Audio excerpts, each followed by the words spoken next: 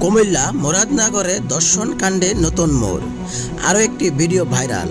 কুমিল্লার মুরাদনগরে সংখ্যালঘু নারীকে দর্শন ও নিপীড়নের ঘটনায় আরও একটি ভিডিও ছড়িয়ে পড়েছে সামাজিক যোগাযোগ মাধ্যমে। নতুন ভিডিওতে ফজর আলী ও দর্শনের শিকার নারীকে নিপীড়নের চিত্র ফুটে উঠেছে। এই নিয়ে ফের শুরু হয় আলোচনা সমালোচনা। সোমবার সকালে তোদের বাপ আইছে নামক একটি ফেসবুক আইডি থেকে নতুন ভিডিওটি ছড়িয়ে দেওয়া হয়। এর আগে ওই নারীকে বিভৎস অবস্থায় নির্যাতন করার একটি ভিডিও ভাইরাল হয়। এরপর থেকে দেশ জুড়ে শুরু হয় তোলপাড়। সে ঘটনার রেশ না কাটতেই ছড়িয়ে পড়েছে নতুন ভিডিও। আইনশৃঙ্খলা রক্ষাকারী বাহিনী ও সংশ্লিষ্টরা বলেছেন, ইচ্ছা করেই এসব ভিডিও ছড়িয়ে দেওয়া হচ্ছে। মনে হচ্ছে যেন নিপীড়নকারীদের উদ্দেশ্যই ছিল ভিডিও ছড়িয়ে দেওয়া।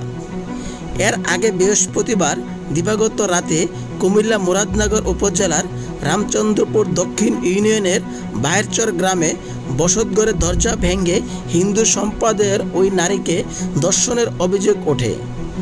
এই ঘটনা একটি ভিডিও সামাজিক যোগাযোগ মাধ্যমে ছড়িয়ে পড়ার পর জেলা জুড়ে তোলপাড় শুরু হয়। ভিডিওতে দেখা যায় বিভৎস অবস্থায় ওই নারীকে বেশ কয়েকজন যুবক মারধর করছেন। নারীটিকে অনেক আকুতি মিনতি কান্নাকাটি করলেও যুবকরা তাকে মারতে এবং ভিডিও ধারণ করতে থাকেন।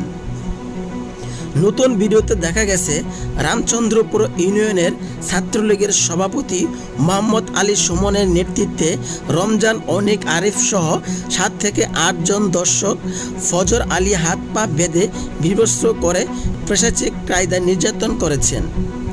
সুমনের সহযোগী অনেক ওই নারীকে চোখের উপরে শুয়ে নিজ হাতে বিভৎস করেছেন। এই সময় অন্য এক নারীকে তাদের রক্ষা করার জন্য চিৎকার করতে দেখা গেছে। কেউ কেউ এই ঘটনাটি ভিডিও করেছেন।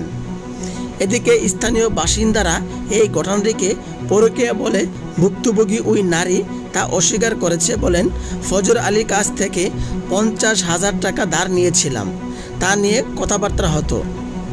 ওই রাতে ফজর আলী খারাপ উদ্দেশ্য আমার কাছে এসেছে, তবে তার ছোট ভাই শাহপরান তার পিছনে আগে থেকেই লোক লাগায় রাখছে।